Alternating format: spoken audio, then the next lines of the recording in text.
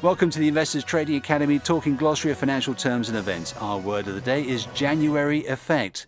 At the end of the year, investors start worrying about taxes. To that end, they may sell some stocks that they've seen a loss on, not because they don't like them anymore, but because they can take those losses out of their annual bill from Uncle Sam. This selling will knock stocks down a bit towards the end of the year, particularly small caps, since they are not as liquid. In January, investors will be in there buying back their lost darlings, giving stocks a boost. Several theories have been put forth to explain why the January effect occurs. One such explanation holds that mutual fund managers will sometimes go shopping at the end of December to purchase stocks that they have appreciated significantly during the year, a deceptive practice known as window dressing. Any holdings that a fund owns at year end will be listed in its annual report to shareholders, and it always looks good for a portfolio to contain a few extra winners. Demand from these institutional investors can sometimes drive prices higher.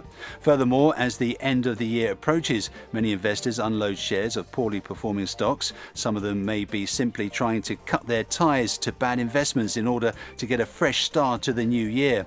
Primarily, though, year-end trading is heavily influenced by tax considerations, and many people will sell their losers in order to realize capital losses that can be used to offset capital gains elsewhere. Once the new year begins, the proceeds from those sales are often redeployed back into the market, thereby sending stock prices higher.